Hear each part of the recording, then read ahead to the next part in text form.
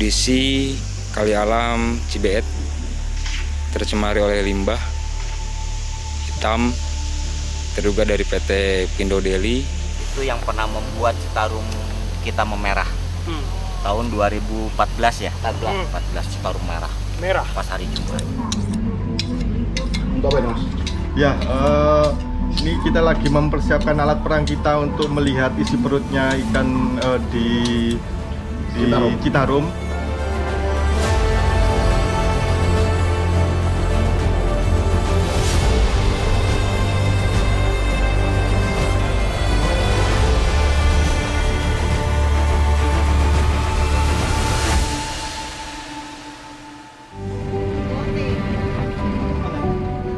Ini sebuah perjalanan menyusuri 3 sungai utama di Pulau Jawa.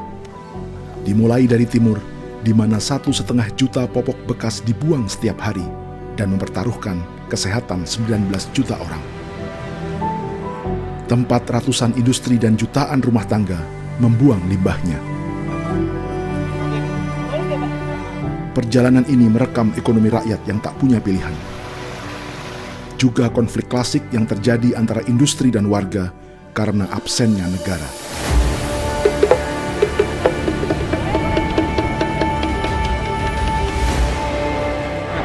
Sebentar lagi nggak boleh. Loh Kak, pemberitahuannya ke siapa? Dari Prancis ini. Maju, maju.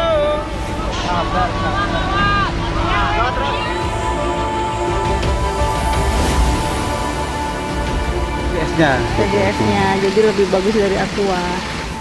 Ekspedisi ini adalah kolaborasi peneliti, para aktivis, warga masyarakat, dan jurnalis. Sorry. Ada CCTV-nya. Sudah terekam kita. Menggabungkan kerja-kerja ilmiah, investigasi lapangan, dan gerakan sosial. Wah, ini wingi demo dhewe wong 8.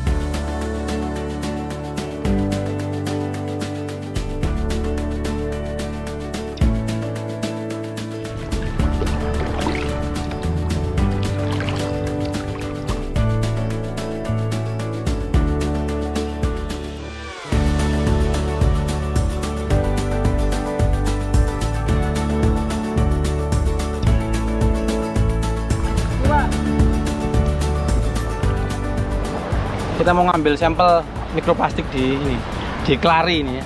Ini di Walahar, Bendung Walahar. Ini hulu sebelum Pindo Deli.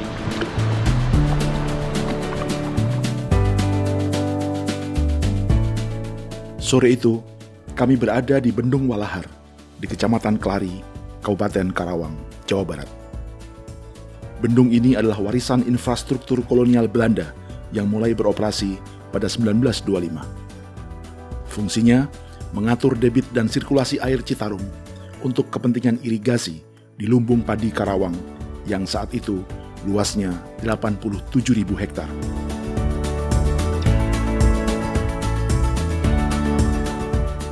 Namun kisah Karawang sebagai lumbung padi mulai sirna. Citarum perlahan telah berubah dari pemasok air dan kebutuhan nutrisi tanaman pangan menjadi selokan besar tempat segala industri membuang hajatnya. Kami akan mengambil sampel air di sini.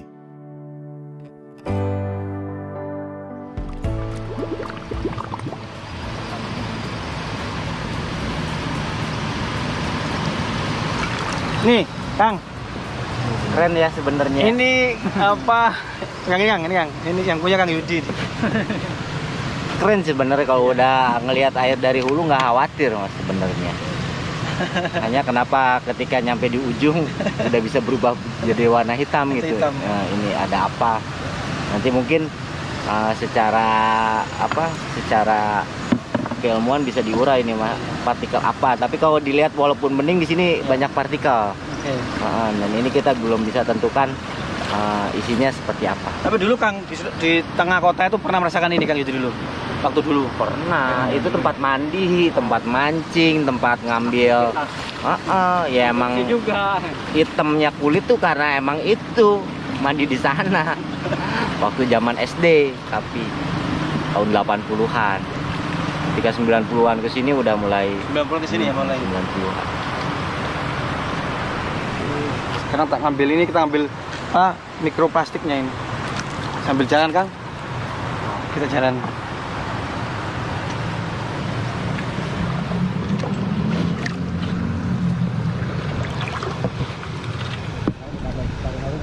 Bersih ya.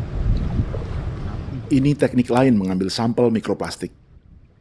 Jaring akan berjalan bersama perahu selama beberapa waktu, sehingga diharapkan ada partikel-partikel yang terperangkap.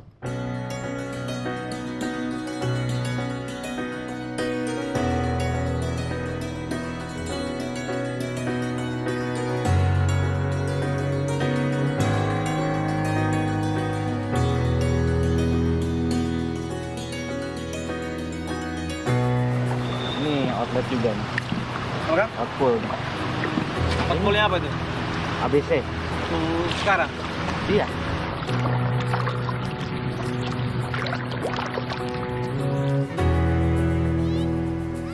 Ya kan dia pembuahannya kan di luar, ketemu sperma sama ovumnya kan di luar, di air kan. Kalau airnya tercemar ya otomatis akan menyebabkan itu perubahan kelamin. Ikan-ikannya berubah semua. Jadi di sungai kami lah umumnya di mana-mana itu 80% tuh betina. Oh gitu Kudunya jadinya. itu ya 50 betina, 50 jantan. Tapi karena memang sungainya itu tercemar limbah, limbah itu dianggap kayak Jadi hormon dominan, estrogen ya. Jadi yang mengendalikan pembentukan kelamin kan hormon. Kalau banyak estrogen dia jadi betina, kalau banyak testosteron jadi jantan. Lah limbah itu dianggap estrogen. Jadi intinya Banyak betinanya. indikatornya dominan betina, gitu. Betina. Kekurangan jantan di sungai ikannya itu.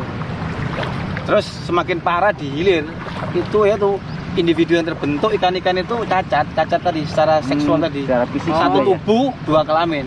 Oh gitu. Iya. Kelainan ganda lah. Iya, nggak bisa ngapain dia. Ganda gitu. Bingung dia ya, bingung. Bukan hermaprodit ya, bisa kawin sendiri ini ya, nggak bisa kawin dia. Dia Oh, jantan kalau enggak, kan betina enggak ya. jantan betina disikat. Iya.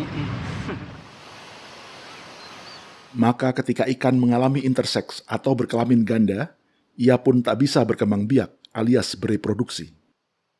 Pertumbuhan populasi berhenti dan tumpaslah kisah ikan-ikan di sungai kita.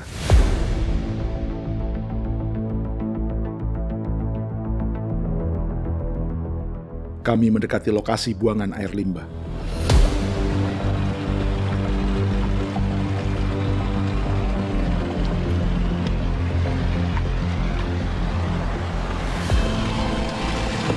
Oh, ini popok ini. Ambil. Oh, pembalut wanita ini. Kita yang Yudi tuh. Itu kita apa? Kita tunjukin. Kita pelangnya. Nomor jaga Kang. Apa ya? Dia tahu pelangnya tuh. Ntar. Ininya agak dalam nih. Lumpurnya. Dalam Dalam. Nggak beres.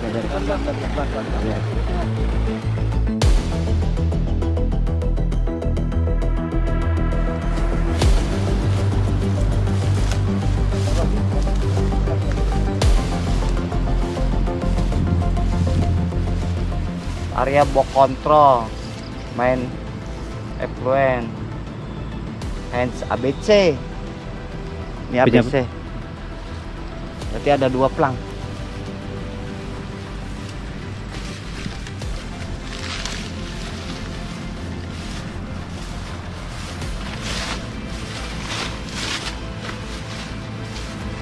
Sama. Berarti udah pindah tempatnya. Awalnya di sana. Ini dulu. Ya.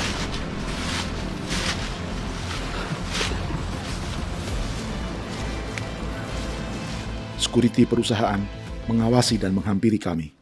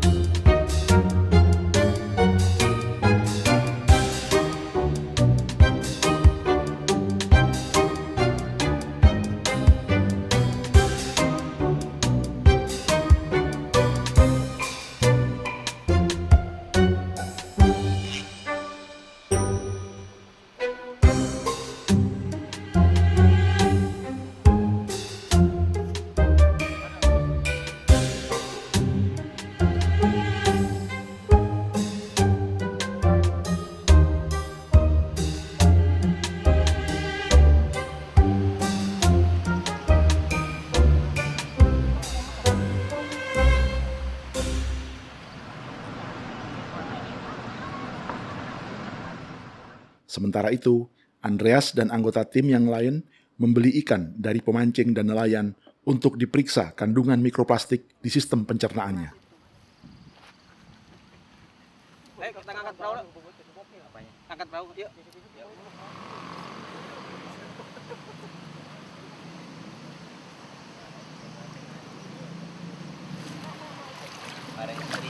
Beneran? Kenapa tadi? Oh, Kita minta foto bareng katanya Bang. udah Kang Yudi masuk berang. Tolong, Kang.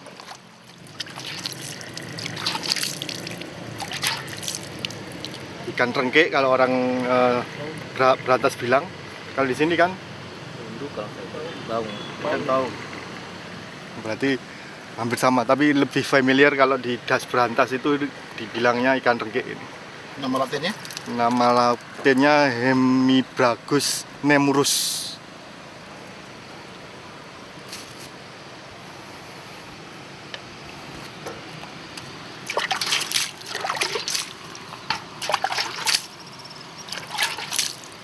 Sama ini ya? Ini kan bawang juga. Bukan, ini nggak tahu kalau di sini bilang jambal, juga catfish juga sih. Keluarga catfish. Keluarga catfish. Ini kalau kita bilang patin air tawar. Patin air tawar. Iya. Ada yang bilang jambal, ada yang kalau di berantas bilangnya jendil. Karena perutnya jendil. Jendil itu perutnya besar. Ya.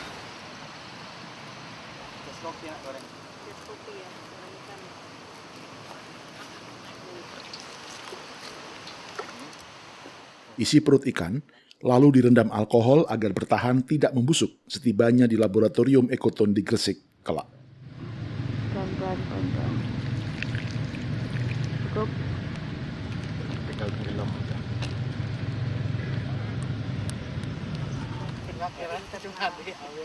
Ekoton itu penelitian cuma kedok, aslinya jualan seafood. Jualan ikan. Oke, sekalian bisa menjelaskan. Kadang ya tadi orang ketika kita bilang mikroplastik, ya ada yang bilang, loh kan saya nggak makan saluran pencernaannya. Ya bener, mikroplastik memang tidak akan dicerna, dia akan keluar lagi ke saluran pencernaan dan kotorannya.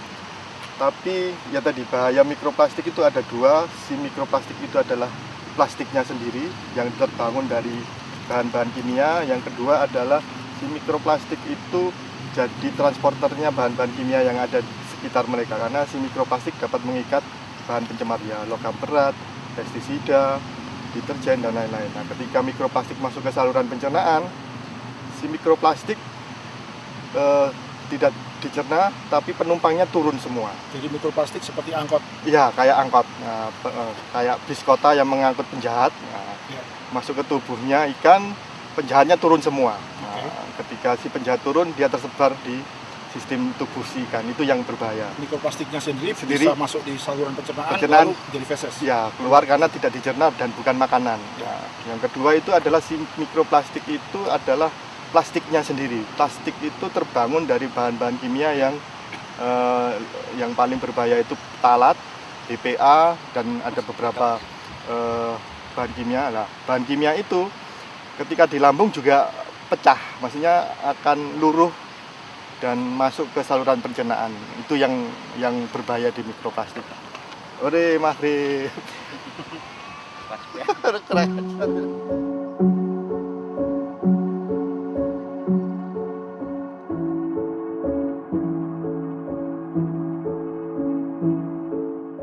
Tiba saat berbuka puasa, kami pun berkemas.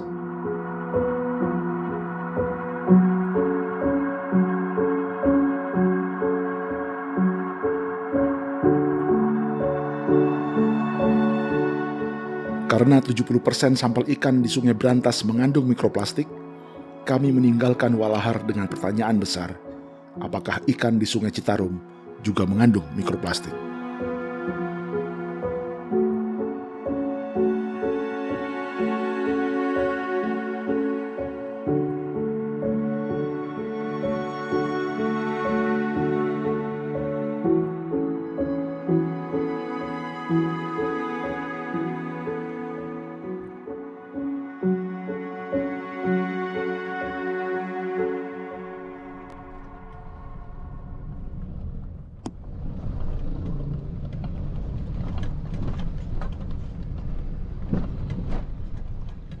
Keesokan paginya, kami berjalan menuju salah satu muara anak Citarum di pesisir Karawang, bagian utara.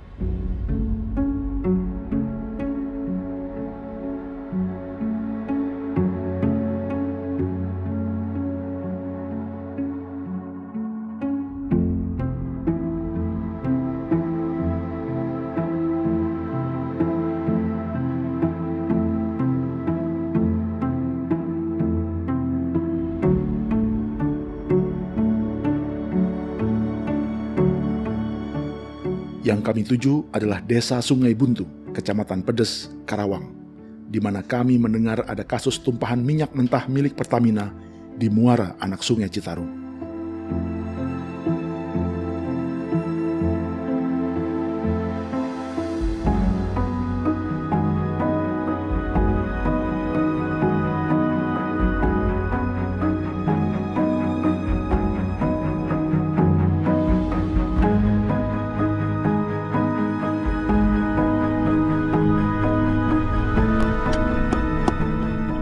Namun dalam perjalanan di Rengas Dengklok, kami mendapati ini.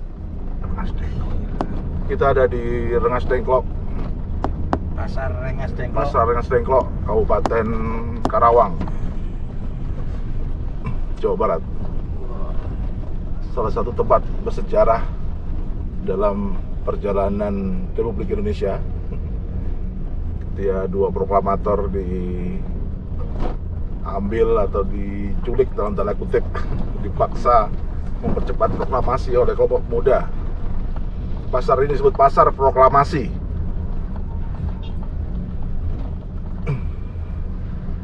Dan ini yang kita saksikan di Pasar Proklamasi. Saya pikir mewakili juga Indonesia secara umum. Simbol-simbol negaranya besar gitu ya. Tapi yang kita lihat begini nih. Sampah. Persoalan sampah, lingkungan, kesadaran masyarakat, kebijakan negara, tata ruang. Ini mungkin perlu ini ya, kita ulang sejarah, kita culik pemimpin negara untuk mendeklarasikan Indonesia bebas sampah di Rengas Dengklok ini ya. Betul. Ide bagus itu kayaknya. Iya kan?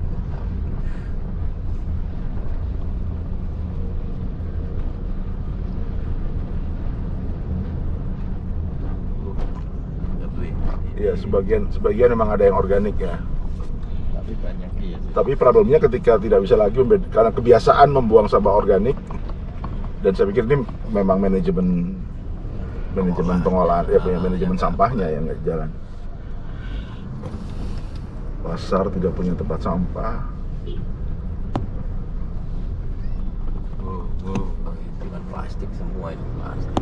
Ya ketika Iya banyak organik sebenarnya, cuman karena nggak dipisah akhirnya ya jadi nggak organik semua ini. ya, dan kebiasaan membuang yang organik ketika dan tidak disertai dengan pengetahuan membedakan organik dan tidak organik, kebiasaan itu dibawa ketika ketemu yang tidak organik. Dikira plastik sama dengan daun pisang atau janur.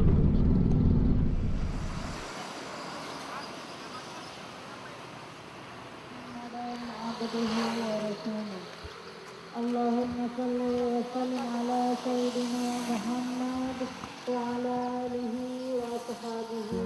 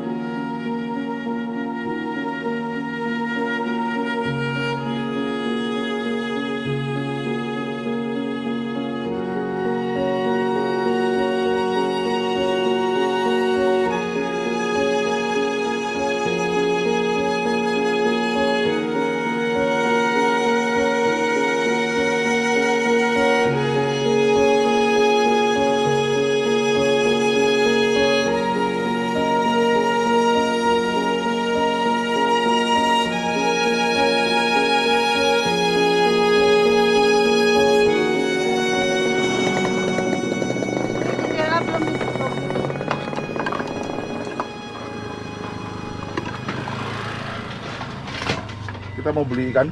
Iya, kita mau beli ikan ke TPI ya. Kita bawa tempat biar nggak pakai plastik. Untuk sampel juga ikan? Ya, untuk sampel kita nanti lihat isi perutnya apakah terkandung mikroplastik sama seperti yang di Jawa Timur. Tapi ini ada kaitannya dengan tumpahan minyak nggak? Nah ini kita mau lihat juga nanti.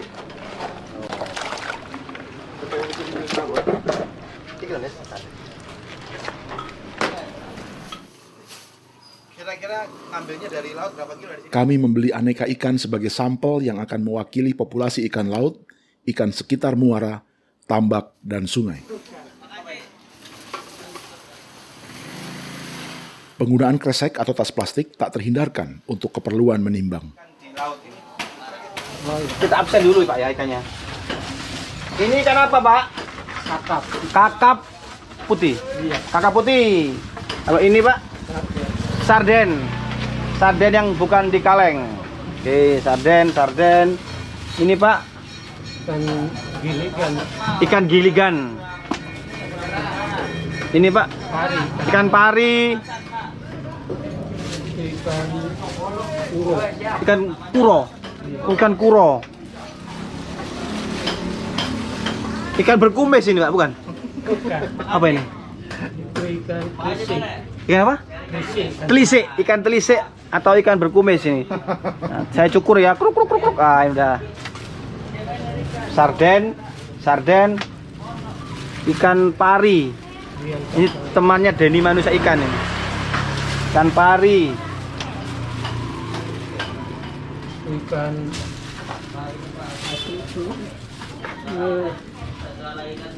Pak, kira apa tuh? Pak, ya apa ini Pak? Ya, Pak Dede. Mang, ikan apa ini Mang? apa tuh?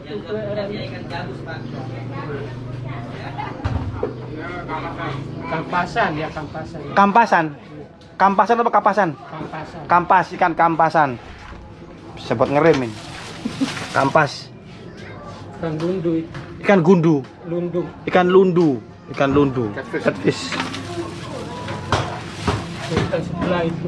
Ini ikan sebelah. Dia bisa ngomong ini. Nama saya ikan sebelah. Oh, tapi beda warna ini ya. Iya, beda. Oh, sama ikan. Ini ikan sebelah, sebelahnya putih, sebelahnya hitam. Ini gunanya apa? Warna beda nih. Oh, dia kayak gini tidur gini ya. Jadi nggak kelihatan ya. Kalau beda kelihatan. Jadi bentuk kamuflase ikan di laut ini. Ini ikan di 2 kilo Pak. Ya 1 kilo ini. Yang berapa ini Pak? Kan sarden itu. Sarden tadi. Iya. Iya Pak.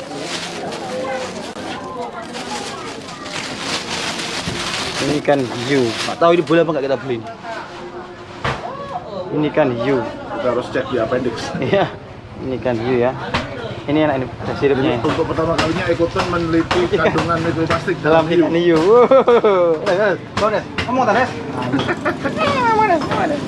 Dia karnivor dia ya? Karnivor. Artinya dia ada di ujung rantai makanan. Di paling top predator Top dia. predator dia. Nggak ada lagi yang makan dia. Iya, Artinya semua logam berat, polutan ngumpul di dia. bisa juga. Ya, Cukup menunjuk. ya bisa. Enggak. Karena tadi bilang predator tadi kalau dia masih kecil dia masih dimakan sama yang lebih besar. dia. Oke. Iya, iya. Keras ikannya. Sama ikan tambaknya Pak ya. Iya. Tambah juga Pak ya. Kalau ini tambah juga. Berapa sekilo ini Pak? Kalau ini 25. Sama kayak ini. Ya udah wis. Ini Setengah kilo. berapa ini? Ya, setengah kilo gitu. Kasih lama. Bijian doang. Plastik lama Pak, yang lama. Itu dituang ya, dituang ke situ. Enggak mau plastik ya Pak? Enggak usah Pak. Semua Pak. Campurin aja Pak ya? Oh iya, campur aja karena kayak itu.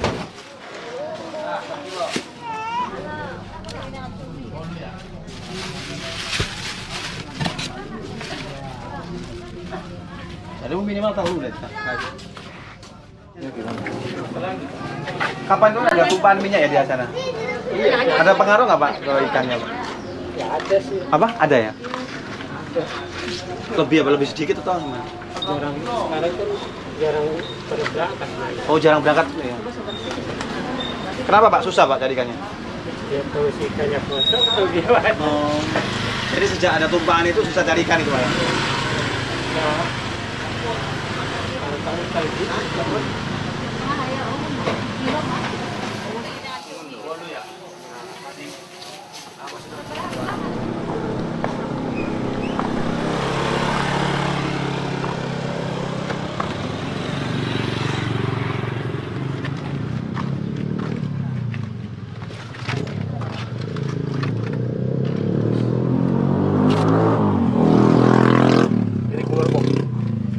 Ya, mau kalau umpamanya dipindah di sini. Ini yang jeroan ikan kemarin yang di... Oh ya, jeroan.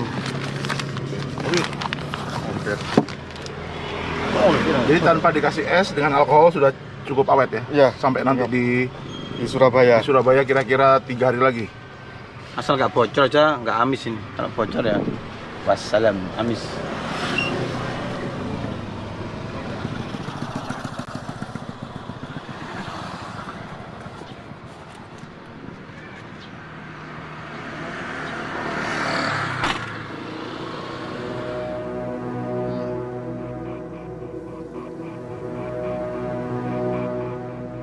Kami lalu melanjutkan perjalanan ke lokasi lain yang juga terdampak tumpahan minyak Pertamina.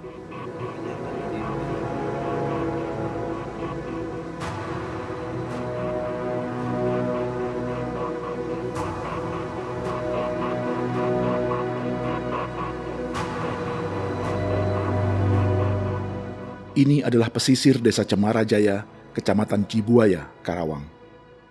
Masalah di sini sudah cukup pelik. Abrasi laut telah menghancurkan tanggul, jalanan, dan sebentar lagi deretan rumah warga.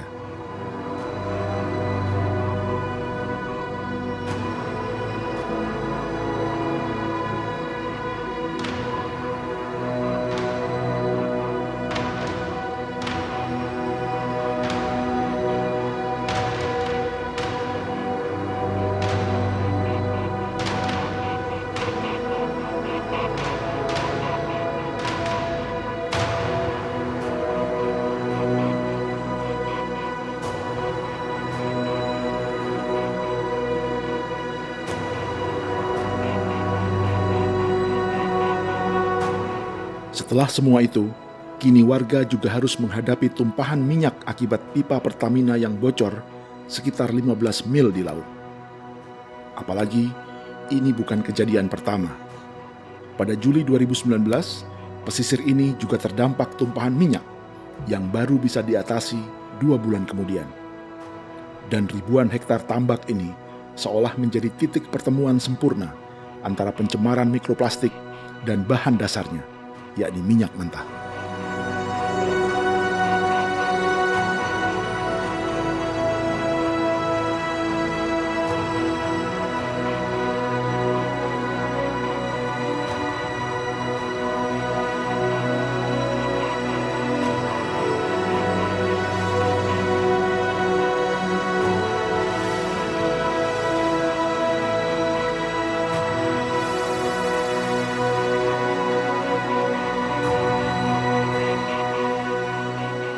Minyak ini kan mengandung mineral-mineral.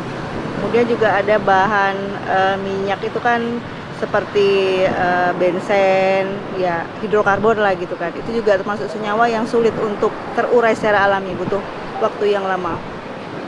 Terus kalau minyak ini tumpah di perairan, itu kan juga bisa membahayakan biota-biota yang ada di laut ya, kayak ikan, mungkin juga burung pantai. Kalau dia kena minyak, lapisan bulunya kan jadi basah, jadi nggak bisa terbang, kemudian mati gitu. Airnya juga tercemar. Saya baca di media itu nelayan di sini tidak bisa melaut selama ada tumpahan minyak karena ikan yang dia tangkap itu rasanya berasa minyak gitu, berasa minyak bumi, jadi nggak laku dijual gitu.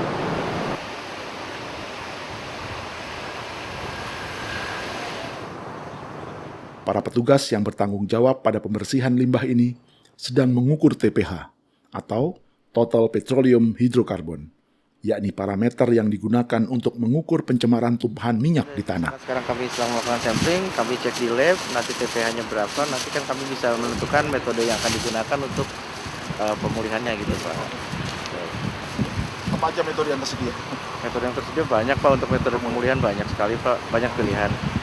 Ya mungkin nanti kami juga akan melihat dari ketersediaan lokasi, apakah memungkinkan atau tidak memakai metode memakai metode apa saja sih nanti gitu Pak. Contohnya kalau mungkin di sini kami tidak bisa melakukan metode land farming atau misalkan untuk pemulihan di dalam bak, paling kami di sini melakukan injeksi atau di jetting Pak, disemprot di batuan atau di break wave-nya, nanti kami bersihkan juga. Namun meski ini tempat umum, ada juga yang menolak direkam. Sudah mendokumentasikan apa?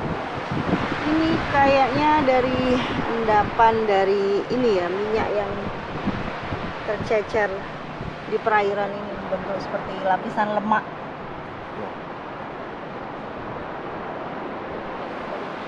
Ini sama dengan yang menghitam tadi? Ya, dari yang hitam tadi itu bisa terkena arus, lama-lama minggir-minggir seperti ini, mungkin jadinya endapan minyak, endapan lemak.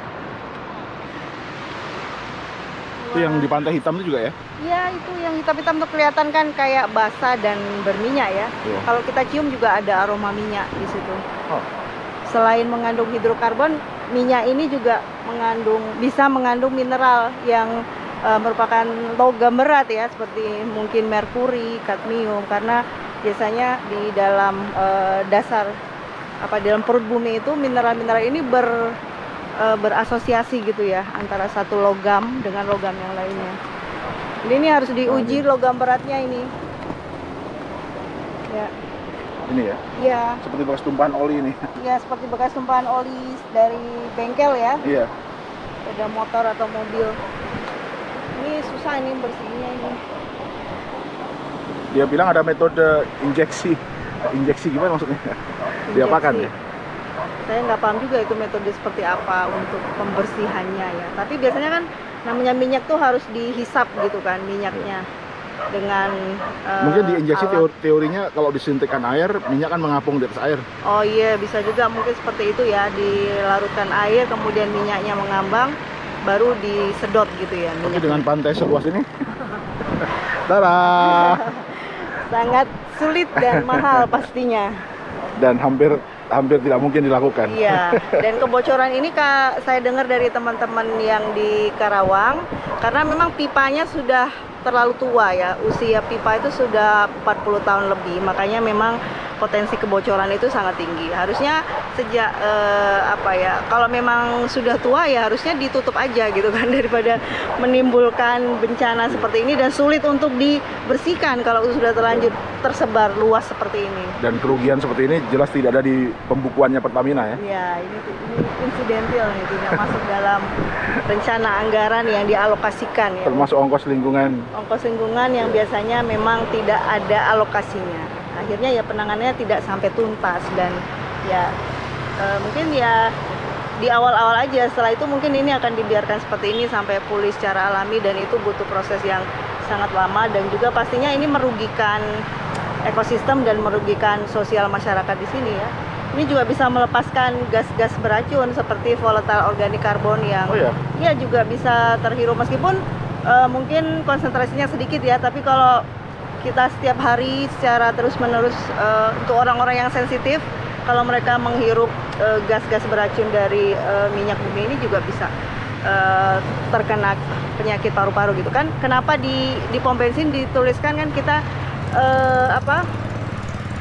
tidak harus mematikan mesin gitu ya. Kemudian gas dari bensin itu juga kalau terhirup bisa mengganggu kesehatan.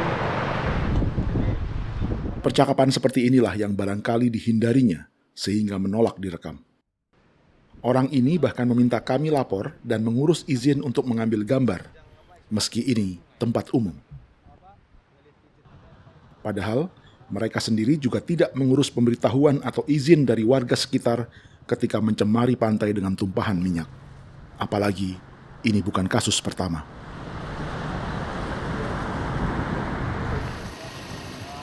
Di lokasi, kami bertemu Willy Firdaus dari Forum Komunikasi Daerah Aliran Sungai Citarum atau Forkadas C. Jadi waktu 2019 kan Regia 1 tuh ini kegagalan pengeboran gitu.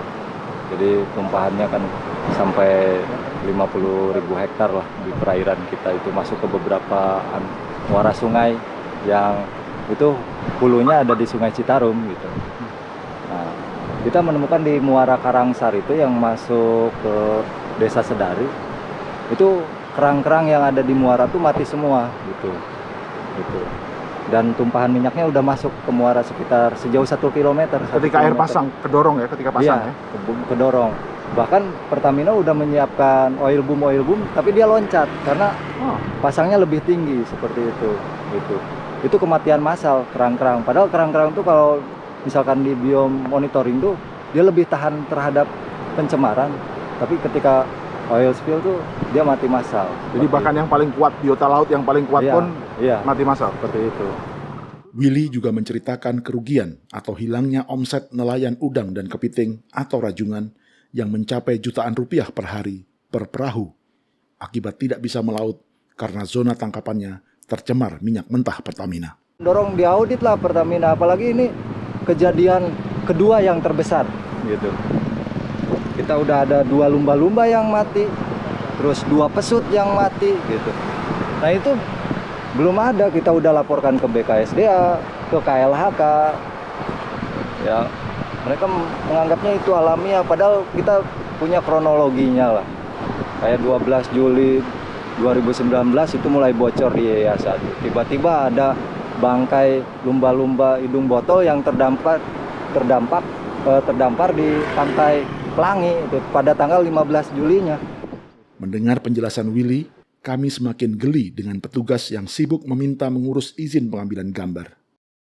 Sama seperti polisi di Sukoharjo di episode sebelumnya, yang sangat detail menegakkan aturan unjuk rasa, tapi tak melakukan upaya hukum apapun dalam kasus pencemaran pabrik tekstil seperti PT Rum. Ya akhirnya kan saya keluar aja dari grup-grup Citarum Harum, Citarum Bestari, apapun itu gitu. Keluar. Iya, karena ya sakit hati lah. Di hilir tuh dianggapnya tidak ada ikan endemik Sungai Citarum. Padahal kita 2018 itu kan pernah sharing juga ya sama Mbak Daru sama Mas Frigi. Itu kita masih nemuin ikan ompok, jenis Notopterus gitu. Citarum Harum yang dimaksud Willy adalah program pemerintah yang kesekian kalinya untuk membersihkan Sungai Citarum dengan hutang luar negeri triliunan rupiah dan mengerahkan tentara.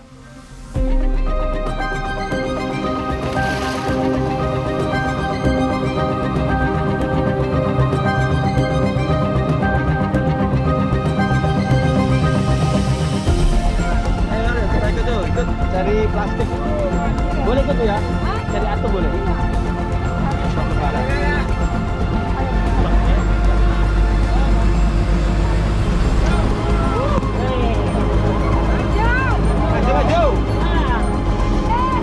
Maju.